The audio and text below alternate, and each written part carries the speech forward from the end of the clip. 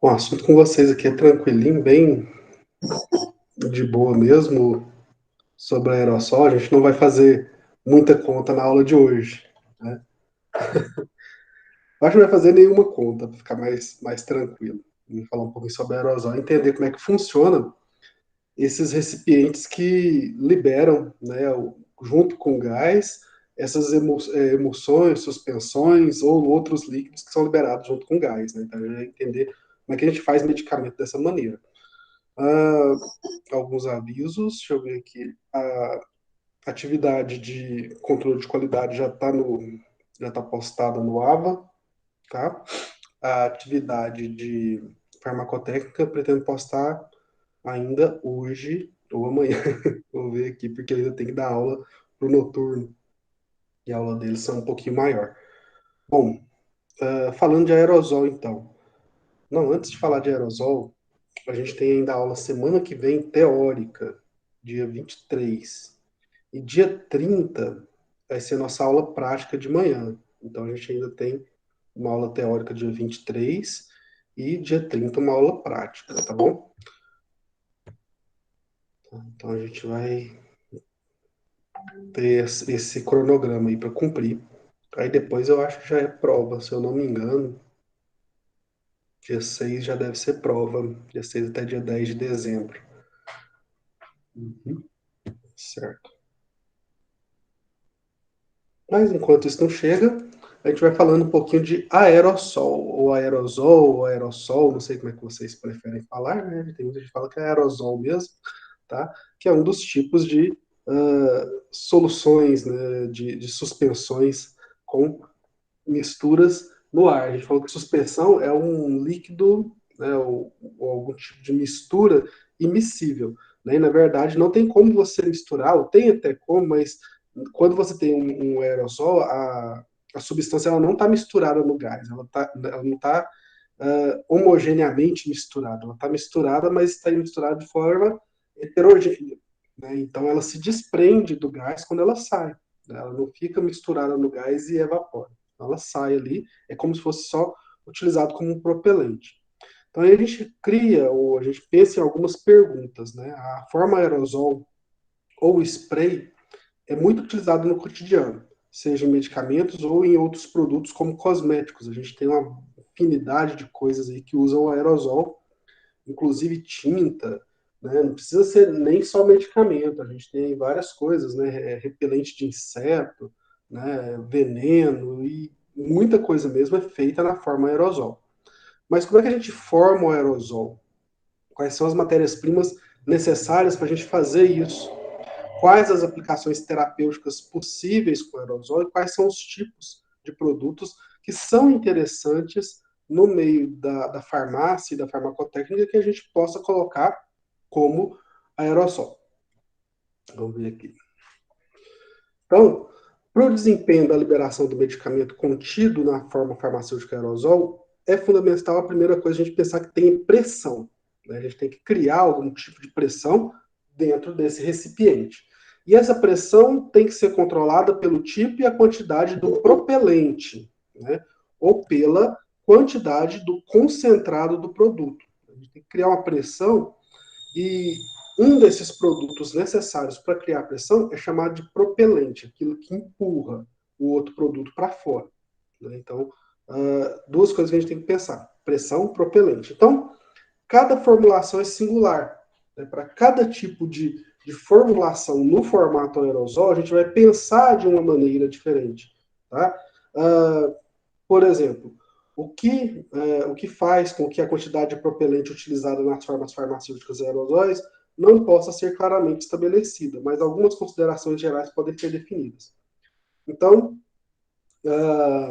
a gente pensar que existe um padrão para o aerosol é bem difícil, tá? Porque esse tipo de gás ou esse tipo de líquido que quando você expele vira gás, interage com a matéria-prima, é único, é feito para aquela formulação, tá?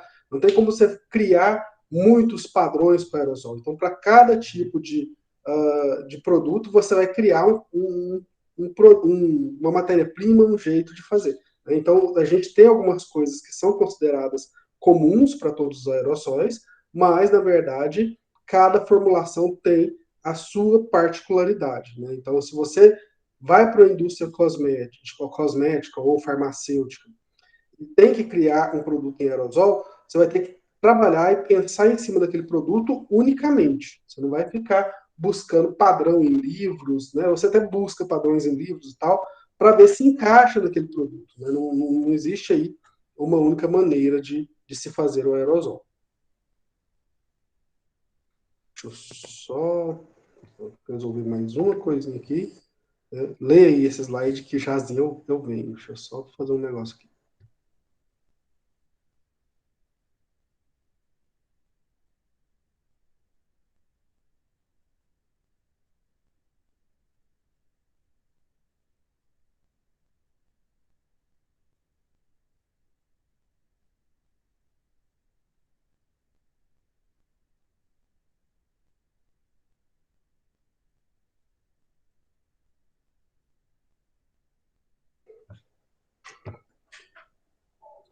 O professor hoje está parecendo ioiô, vai e volta.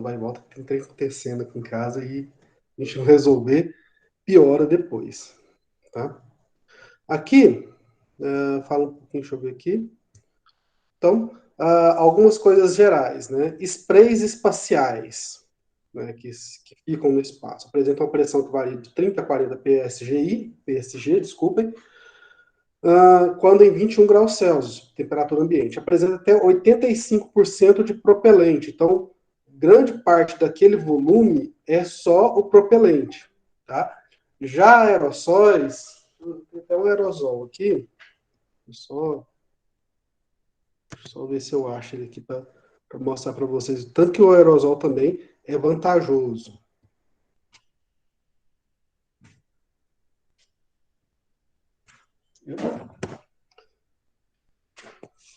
Aqui, ó, tem esse negocinho aqui que eu estou usando para limpar o nariz mesmo, né? É um tipo de aerosol, né? Então ele tem um propelente aqui dentro, bem pesadinho, e 100 ml apenas, né? Os 100 ml, ou seja, um frasco que aparentemente tem 250 ml de tamanho, aqui dentro só 100 ml é o produto. Então, esse produto aqui seria aí uma solução nasal de cloreto de sódio, água e sal, e alguns recipientes, como o que tem mais aqui? Fosfato de sódio monobásico, hidróxido de sódio e água purificada, né? Então, só uma soluçãozinha propelente que custa em torno de R$ 40, né? Porque está em aerosol. Então, o aerosol, ele aumenta o preço do produto. Seria aqui só água, sal, alguns recipientes e o restante do preço da formulação está na embalagem. Então, o que realmente a indústria está vendendo quando ela vende o aerosol é a facilidade da embalagem. Tá? A gente vê aqui que 85%, em alguns casos, dos sprays espaciais é propelente. Já aerosóis de superfície, aqueles que vão na pele, tem uma pressão menor, varia de 25 a 55 PSG, em 21 graus Celsius, e utiliza de 30 a 70% de propelente. Então depende muito do que vai na superfície. Se a maior parte for sólido ou um dispersível, né, você usa aí uma quantidade menor de propelente ou uma quantidade maior, dependendo da pressão que você quer colocar. Então, menos pressão, menos propelente. Mais pressão, mais propelente. Vou colocar aqui mais uma pessoa. Certo? Nas espumas, quando você quer fazer uma espuma, e isso nos cosméticos, para quem faz a barba, a gente tem aí os propelentes que criam a espuma ali para barbear, né? Essa pressão é de 35 a 55 PSG em 29 graus Celsius e precisam de menos propelente, entre 6 e 10%, porque o propelente ele já sai ali formando, junto com o tenso ativo, a espuma. Então é comum a mistura de propelente gasoso, liquefeito, para obtenção da pressão requerida e para proporcionar aí as características desejadas de solvente para determinado produto.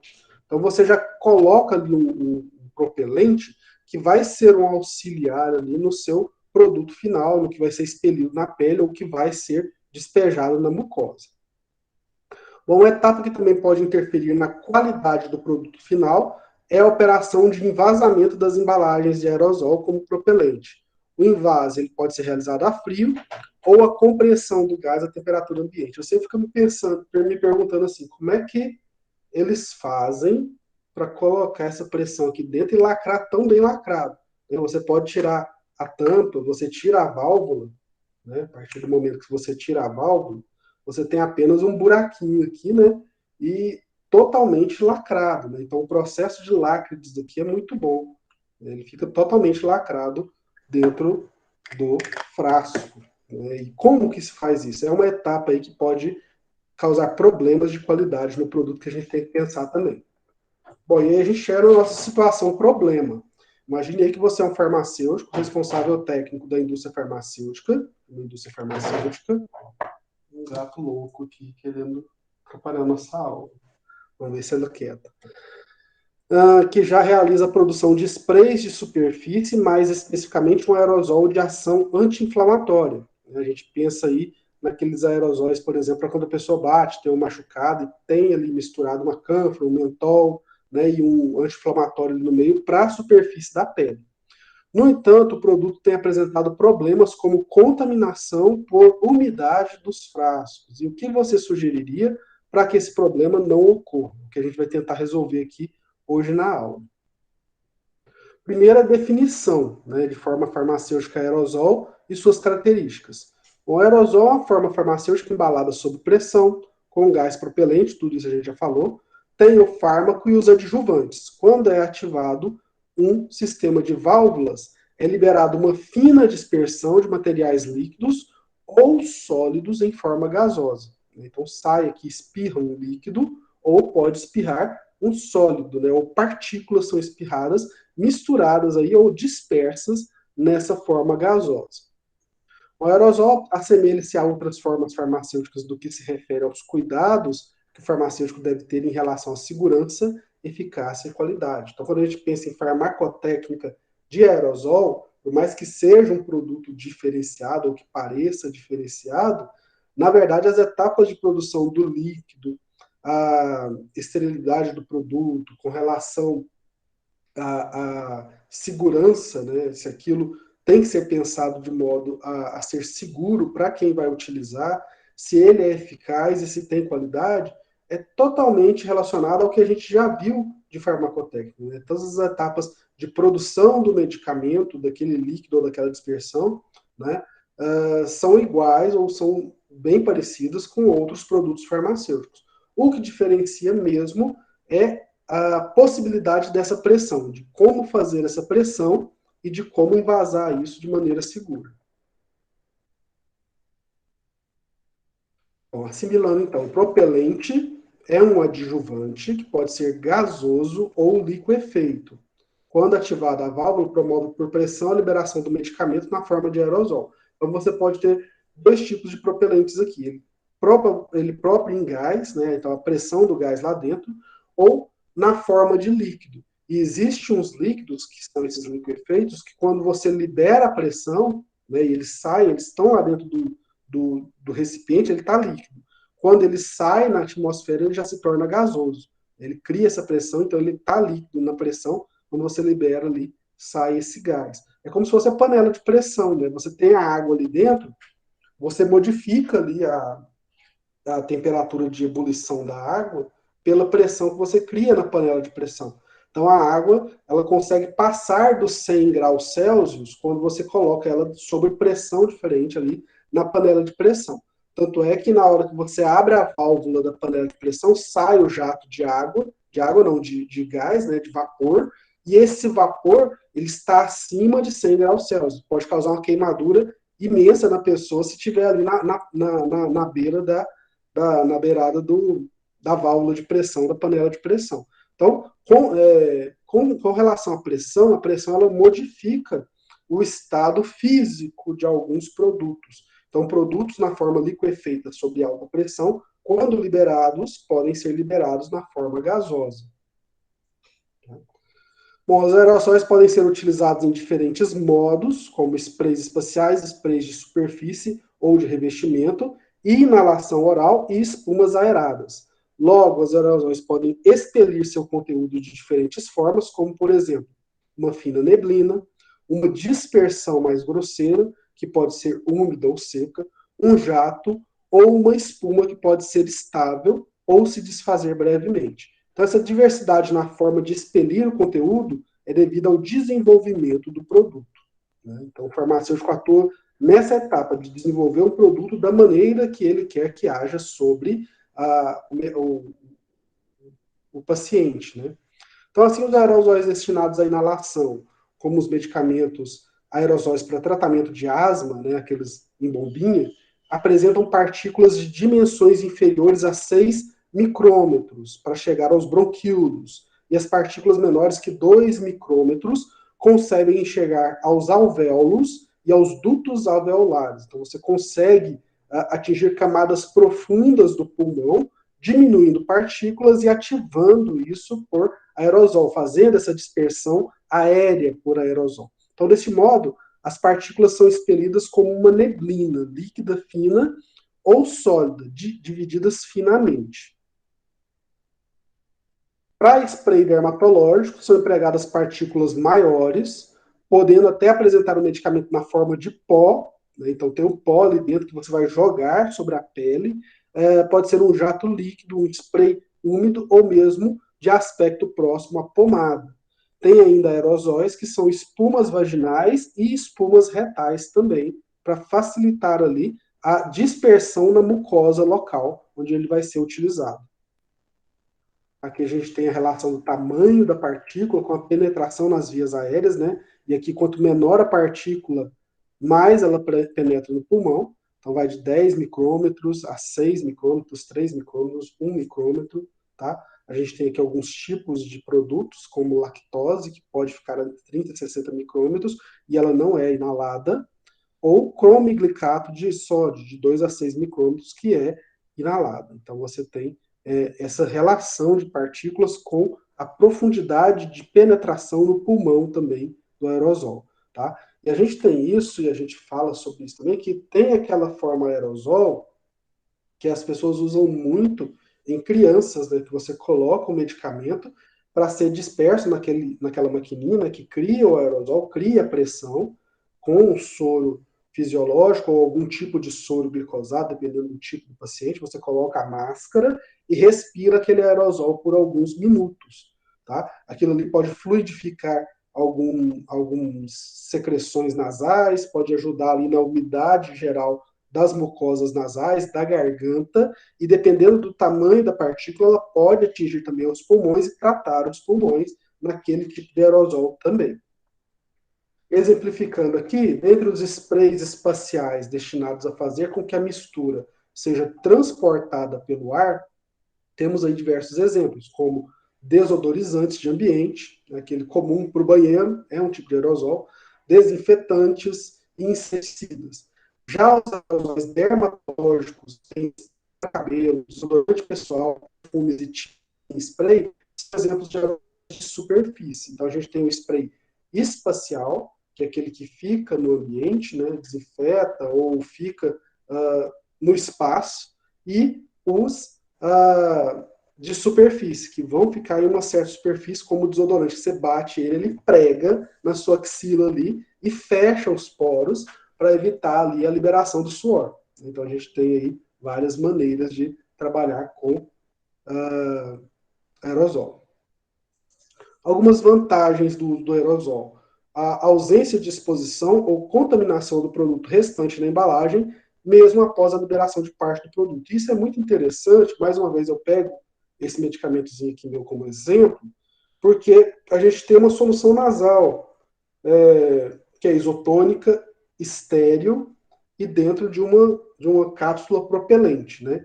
Essa cápsula ela não tem contato no meio interno com o restante do ambiente. Então, quando você aperta, ela libera soro fisiológico, né? Que se você estivesse com uma bolsa de 500 ml, por exemplo, você abrir uma bolsa de soro fisiológico, em pouco tempo você tem essa medicação aí perdida. Né? Você tem que utilizar ela no momento ou você acaba que perde, né, essa bolsa fisiológica. Aqui não. você expele um pouquinho, tá? O que fica aqui dentro continua estéreo, tá? Isso é uma solução estérea verdadeira, que você pode utilizar várias doses e ela continua estéreo aqui dentro do frasco, porque ela não tem contato com o meio externo. Então, ela foi feita estéreo, foi envasada estéreo, você libera ela estéreo aqui, tá? E é por isso que essa válvula ela é retirável, porque você pode limpar essa válvula aqui para evitar a contaminação do produto que fica nessa válvula, tá? E aí você tem ela estéreo aí ainda para ser utilizada mais e mais vezes, né, quando você utilizar essa medicação. Tá? Então é um ponto muito importante essa vantagem da esterilidade. A embalagem, por ser medicamente vedada, protege também os fármacos que estão estáveis da presença de oxigênio ou umidade, e ainda protege os princípios ativos fotossensíveis, já que ela é toda fosca da luz, devido à embalagem também ser opaca. Então, a esterilidade pode ser garantida e mantido caso a embalagem ocorra em condições assépticas. Então, você consegue manter esterilidade, é um ponto muito importante para a medicação. Então, aerosóis de aplicação tópica permite a aplicação sobre a pele sem tocar a região afetada, e ainda contribui para a ação refrescante devido à breve volatilização do propelente. Então, você tem uma área ali muito aberta, muito exposta de um machucado ou uma queimadura. Quando você libera o aerosol por cima daquela área, você não precisa ter contato com a área. Né? A dor, o paciente já está sofrendo, aí você bate o aerosol, aquela ação de volatilização já refresca o local um pouco. Então, é um ponto também muito interessante, e por isso que se vende muito aqueles líquidos propelentes e aerosol para pessoas que praticam esporte. Levou uma pancada no futebol, passa ali o aerosol com cânfora, mentol e algum anti-inflamatório sem precisar encostar na pele da pessoa. Tá?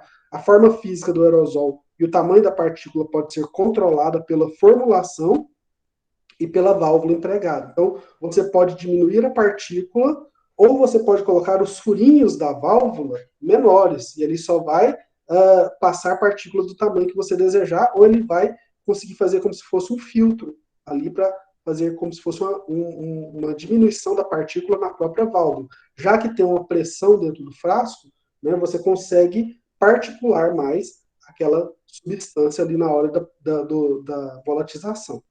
Permite uma administração local no trato respiratório em doses menores, em comparação com a liberação oral e parenteral, o que diminui potenciais efeitos sistêmicos prejudiciais, além de reduzir o gasto com o fármaco. Que é muito interessante também. Mais vantagens: a liberação de aerosóis no trato respiratório é vantajosa quando o fármaco apresenta pouca absorção pela via oral, além de evitar o metabolismo hepático de primeira passagem. Quando você absorve algum produto ou algum medicamento por via oral, por via respiratória, ela tem ali um direcionamento, ela passa direto para a corrente sanguínea, ela não passa pelo fígado. Né? Então, os pulmões estão em troca gasosa, em troca de fluidos e produtos direto com a corrente sanguínea ali, então vai direto, não passa pelo metabolismo hepático. Bom, a absorção do aerosol é dependente do tamanho e da solubilidade das partículas do aerosol. Né? Então, a gente tem aqui que partículas de 5 micrômetros, ela tem uma deposição traqueobrônquica e ela pode ter dois caminhos. Para a droga insolúvel, ela é transportada para a faringe, então ela fica aqui na garganta, na faringe, depois ela é expectorada, ela é expulsa dali e engolida. Depois é feita a excreção nas fezes, ou absorção no trato gastrointestinal, e aí você tem absorção sistêmica e excreção na urina. Você pode ter esses dois caminhos finais aí da droga insolúvel. Para a droga solúvel, ela é dissolvida nos fluidos pulmonares, então aí pode ter ação local ali dentro dos pulmões e um metabolismo local, ou pode ir para a corrente sanguínea, ter uma ação sistêmica e excretada na urina, partículas de 5 micrômetros. Para partículas menores, de 2 micrômetros, você tem a deposição pulmonar. Para a droga insolúvel, ela é englobada por macrófagos alveolares, encaminhada para o epitélio ciliar e transportada pelo muco escalador para a faringe. Depois ela é expectorada, engolida, excreta nas fezes ou na urina. Então a droga insolúvel ela tem esse caminho de entrar e sair também do pulmão. Né? A deposição pulmonar também pode penetrar a membrana alveolar e ficar retido pelo tecido. Isso é bem complicado. Se você tem uma droga que pode ficar ali dentro da membrana alveolar, e presa ali dentro também, pode acontecer, ou a droga é solúvel, né, que é o mais interessante, é dissolvida nos fluidos pulmonares, atinge a corrente sanguínea, tem uma ação sistêmica e é excretada aí na urina. Então nós temos essas absorções por aerosol, dependendo do tamanho da partícula e da sua solubilidade. Algumas características de absorção e aplicação tópica e sistêmica, em geral, os medicamentos de uso tópico dermatológico exibem aí limitada absorção sistêmica. Para a aplicação tópica de aerosóis, é necessário realizar os seguintes procedimentos: limpar a região afetada e realizar a secagem suavemente. Apontar o aerosol a uma distância de 15 a 20 centímetros da região e liberar o medicamento em quantidade suficiente para cobrir a região afetada. Então é preciso aguardar o spray secar e não realizar a cobertura da região, a menos que o indicado pelo prescritor, né? A menos que a pessoa que prescreva indique isso. Aerosol tópico não deve ser aplicado nos olhos e na boca. Se necessário aplicar na face, o aerosol deve ser borrifado na palma da mão e em seguida aplicado na região requerida do rosto. A aplicação tópica tem como desvantagem a aplicação em uma região em pequenas dimensões e ter maior custo proveniente aí da embalagem. Você leva, por exemplo, quando a gente vai para a cosmetologia, a gente pode ter fio solar em spray, né? Ele tem aí a vantagem de se aplicar sobre regiões que tem muito pelo, né? Você libera ali um aerosol, mas é só isso, né? No restante ele ainda continua sendo um filtro solar e ele é mais caro por causa da embalagem em aerosol, né? Então, se você pode aplicar o aerosol em regiões de menos pelo, você aplica ele o comum mesmo, em creme ou em óleo, né? O filtro solar. E em regiões que tem mais pelo, você pode optar por aplicar o aerosol, né, o spray daquele filtro solar. Né? Você não precisa gastar o spray todo no corpo. Bom, devido ao pulmão apresentar uma grande área superficial, com abundância de capilares, pouca espessura da barreira ar-sangue, então aquela barreira entre o ar e o sangue, é possível a absorção de fármacos com ação sistêmica. Assim, têm sido bastante empregados aerosóis para inalação, já que resultam em um rápido início de ação, que pode ser requerido, como por exemplo, para broncodilatadores usados nos tratamentos de asma, né, e ter muito cuidado com aquela maquininha de aerosol, né, então sempre que você tiver uma criança, colocar pouco, porque aquele tipo de medicação, né, não estou lembrado o nome do medicamento agora, mas ele pode causar taquicardia, então sendo sempre utilizados gotinhas de medicamento para broncodilatar ali, ou expectorar a criança. O uso de fármacos inalados é interessante porque evita o metabolismo hepático de primeira passagem, contudo, que tenha no pulmão alguma atividade metabólica. Permitir a absorção de fármacos de baixa absorção por via oral, como, por exemplo, cromoglicato sódico, e por ser necessária pouca quantidade de fármaco. A eficácia dos aerosóis de inalação é dependente da capacidade de penetrar no trato respiratório e está relacionada aí ao tamanho das partículas. As partículas que são depositadas aí no trato respiratório com cílios condutores sofrem eliminação em 24 horas para serem deglutidas.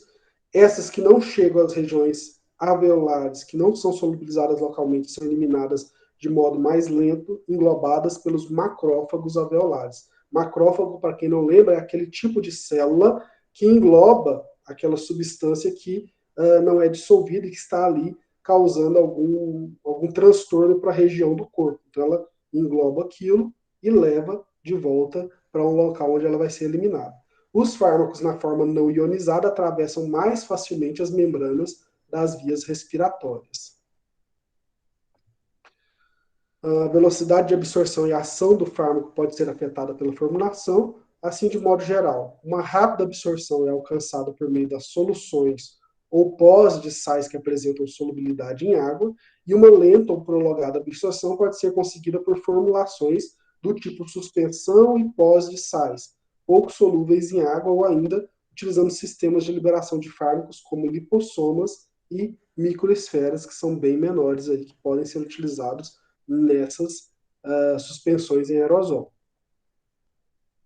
alguns dispositivos para gerar o aerosol. Os principais dispositivos que geram o aerosol são inaladores com dispositivo dosador, inaladores de pó seco e nebulizadores. Interessante que você ter uma solução em pressão, sobre pressão, né? Você pensa assim que existe uma certa dificuldade em você dosificar aquele produto que está saindo sob pressão. Na verdade, você cria uma válvula que ela libera parcialmente ou uma quantidade específica de produto a cada vez que você aperta aquele fármaco. Né? Então você tem ali uma dose sendo liberada, né? uma dosificação dentro de cada vez que você aperta aquela válvula. Para produtos que não precisam de ter uma dose dependente, né, que não precisam de uma dose específica, você pode criar aí uma dispersão que libera automaticamente na hora que você aperta a quantidade que o paciente quiser. Né? Mas o dispositivo dosador ele é muito importante. Tá? Aqui a gente tem o conteúdo e operação do sistema aerosol, então nós temos o botão, uma válvula, o atomizador, um suporte, uma chamada gacheta, que seria onde você cria ali o local para colocar a válvula, e uma mola, tá? Você tem aqui, nesse caso, o propelente vaporizado, tá? E aqui no fundo você tem o concentrado do produto mais o propelente líquido. Você tem um tubo onde entra esses dois produtos pelo tubo para ser liberado quando o botão é apertado. Embaixo você tem uma válvula fechada. Então, a gacheta de borracha impede o fluxo da mistura de propelente concentrado líquido pelo orifício da válvula, sob tensão da mola. Tá? Então, ela fica ali travada. E a mistura de propelente e líquido concentrado é liberada quando o portão é apertado contra a mola. A gacheta abre pela ação do bisel sobre a válvula, permitindo que a mistura de propelente concentrado seja forçada através do orifício e descarregada pelo atomizador. Então, para quem tinha curiosidade de saber como era um aerosol por dentro, não precisa mais arrebentar a garrafa. Né? Você tem aí, né, todo esse mecanismo, tá, de molas, né, o cano aqui e a ação do líquido e vapor, né, vaporizado, aqui o propelente vaporizado e o propelente líquido sendo empurrado por entre o cano e liberado pela válvula.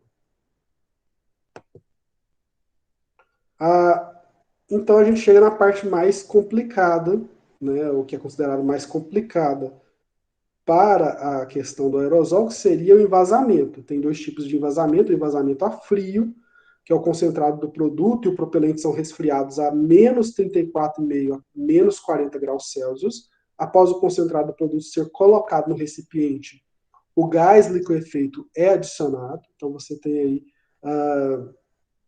fazer esse concentrado bem frio, né? E aí colocar ele bem gelado lá dentro e coloca ali o gás na forma de líquido lá dentro também. Então você coloca tudo isso a menos 40 graus e trava. Quando chega a 21 graus Celsius, o que era líquido, o gás líquido, o que era liquefeito se torna gás, a temperatura ambiente cria a pressão dentro do recipiente.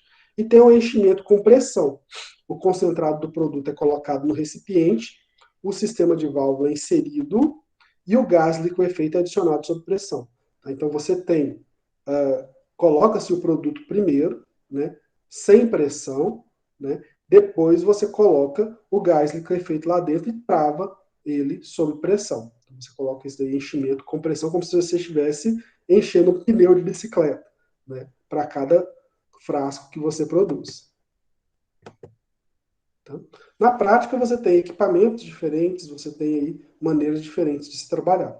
E aí a gente volta para a nossa situação problema, como farmacêutico responsável técnico de uma indústria farmacêutica que atua na produção da forma farmacêutica aerosol, você deve conhecer os fatores que podem afetar na qualidade do medicamento a ser produzido.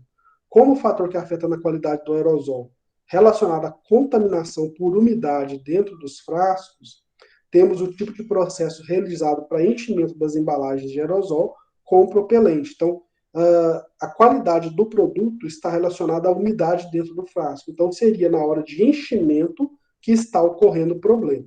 Tá?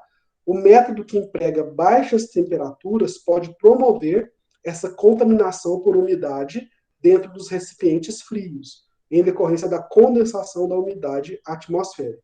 Assim, Com o farmacêutico responsável técnico, como alternativa para evitar esse problema, o processo de invase pode ser realizado por outro método, utilizando assim o envasamento dos recipientes por pressão e a temperatura ambiente, né, que muda aí o modo de encher o propelente no frasco.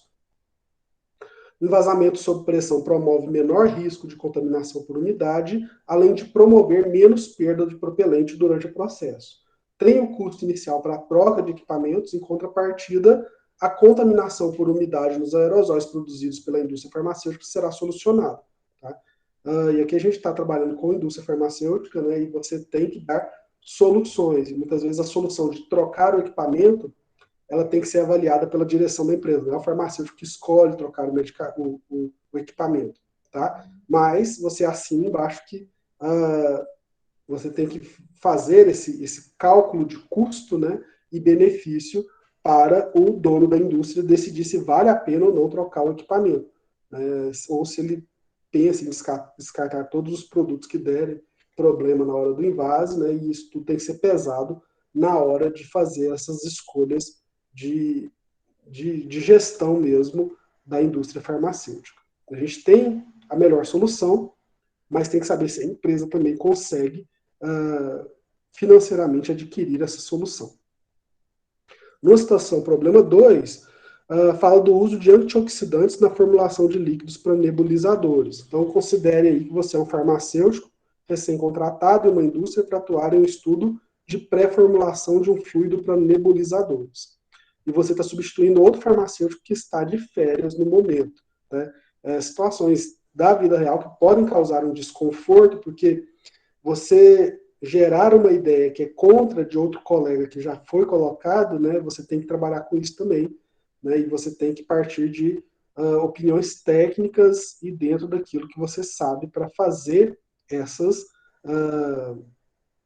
essas observações, dado que o outro colega está de férias. Né? Então, o antigo farmacêutico tinha indicado nos estudos de pré-formulação e tinha proposto a inclusão de sulfito de sódio, que é a apresentação como conservante antimicrobiano e antioxidante para aumentar a estabilidade da formulação. Você concorda com essa inclusão? Bora ver o que a gente pode saber sobre o sulfito de sódio dentro desse nebulizador. Então, cabe a você, como farmacêutico, avaliar a formulação e, consequentemente, as matérias-primas empregadas, se são compatíveis e se são pertinentes a determinada forma farmacêutica. No caso dessa formulação de líquidos para nebulizadores, não é recomendável o uso de sulfitos, pois podem promover broncoespasmos no paciente que está sendo aí nebulizado. Né? Então, pode causar um problema pior. Tá? Então, você deve recomendar, para evitar esse risco, a preparação de doses unitárias estéreis sem conservantes, ou seja, na formulação proposta, não deve conter sulfito de sódio.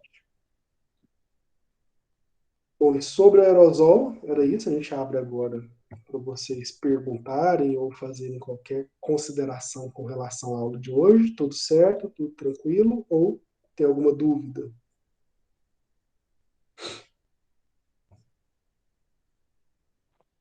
Tá Pessoal? tranquilo, professor, pelo menos para a Érica. Pelo menos parece. Pessoal, quando me colocou presente aqui do lado, né? Já colocaram ali a lista de presença, tá? Pode ficar à vontade quem não colocou, colocar presente. E hoje era isso que eu tinha para falar com vocês. Né? Se tiverem alguma colocação, pode ficar à vontade. Só que tá frio mesmo, professor, e essa chuva que não passa. Bom demais, né? É difícil é acordar cedo para assistir aula, mas melhor que o Ainda bem que o calorão. senhor entende do nosso lado. Né? Tô aqui também em casa do mesmo tipo. Imagina se eu tivesse que acordar para ir para a faculdade, né? Uma hora dessa, a gente lá sentado na mesa, né? Pingando na mesa de frio, assistindo a aula. Aproveitar esse ano que É, ano que vem tem conforto, não. A gente vai ter que ir aí quase toda semana. Praticamente toda semana a gente vai ter aula prática também. Então tem que ir com jaleco, tudo, né? Paramentação. Vocês já vão ter passado por isso, né? Vai ficar para outra turma. Então tá, pessoal. Muito obrigado então pela presença. Eu desejo a todos um bom dia e até a próxima. Tchau, até professor. a próxima, professor. Tchau, tchau. Boa semana. Obrigado, até mais.